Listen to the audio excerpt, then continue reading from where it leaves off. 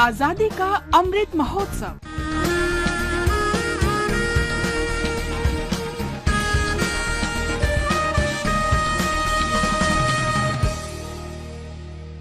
आजादी का सफर आकाशवाणी समाचार के साथ। बहनों और भाइयों, पिछला चुनाव नहीं था, भारत की जनता का एक महान अभियान था।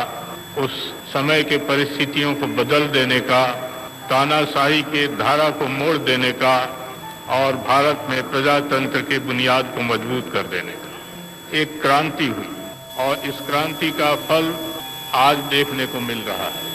आज का दिन विश्व के इतिहास में अपना सानी नहीं रखता।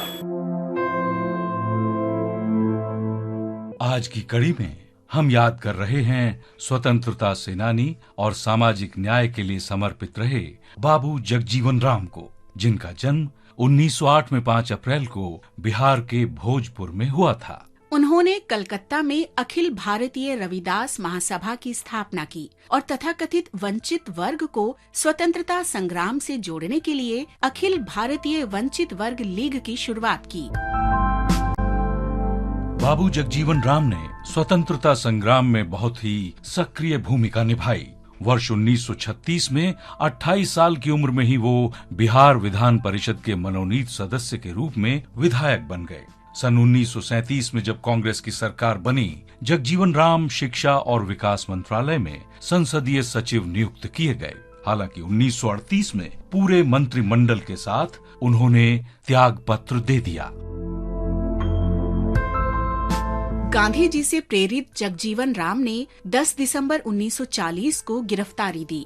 रिहाई के बाद वे पूरी तरह सविनय अवज्ञा आंदोलन से जुड़ गए। भारत छोड़ो आंदोलन में सक्रिय भागीदारी के लिए 19 अगस्त 1942 को उन्हें फिर गिरफ्तार कर लिया गया। सन 1946 में रिहा होने के बाद वो अंतरिम सरकार में सबसे कम उम्र के मंत्री बने।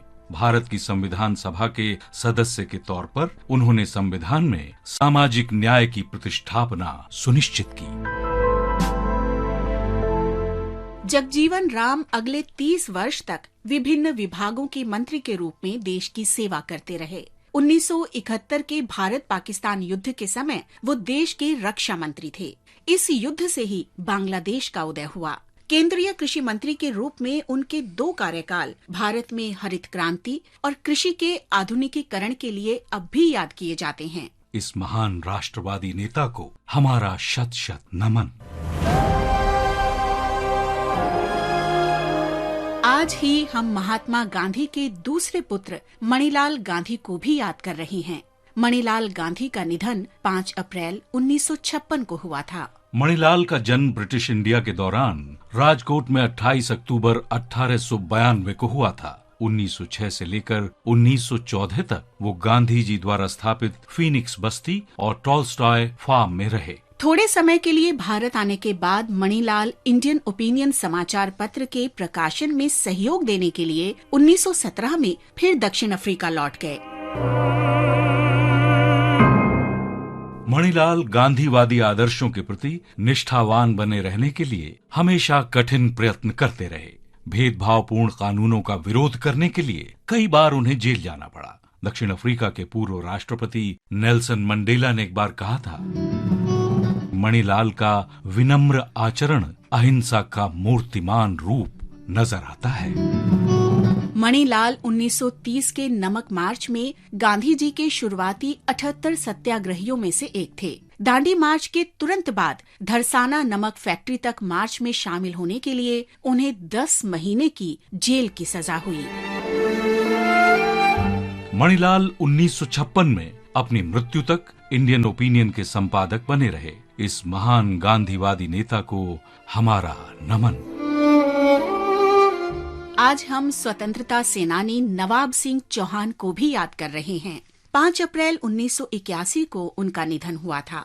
नवाब सिंह का जन्म 16 दिसंबर 1909 को उत्तर प्रदेश के अलीगढ़ में हुआ था। ब्रिटिश विरोधी नारे लगाने के कारण उन्हें कॉलेज से निकाल दिया गया। नवाब सिंह चौहान महात्मा गांधी के आह्वान पर 1930 में स्वतंत्रता आंदोलन में शामिल हुए और ब्रिटिश शासन विरोधी गतिविधियों में भाग लेने लगे। 1940 में सत्याग्रह के दौरान नवाब सिंह चौहान ने अलीगढ़ में गांव वालों को एकजुट किया और उनका नेतृत्व किया। उन्हें गिरफ्तार कर लिया गया और 3 वर्ष के लिए जेल में रखा गया।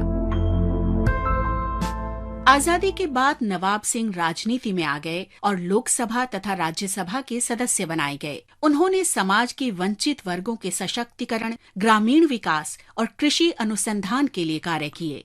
नवाब सिंह एक समर्थ कवि भी थे। उन्होंने कंज उपनाम से अपनी लेखनी का उपयोग विशेषकर ब्रज साहित्य और कला के विकास के लिए किया। इस महान देशभक्त को हमारा नमन। आजादी का सफर आकाशवाणी समाचार की संग श्रृंखला की ये कड़ी यहीं संपन्न होती है। कल फिर मिलेंगे अगली कड़ी के साथ।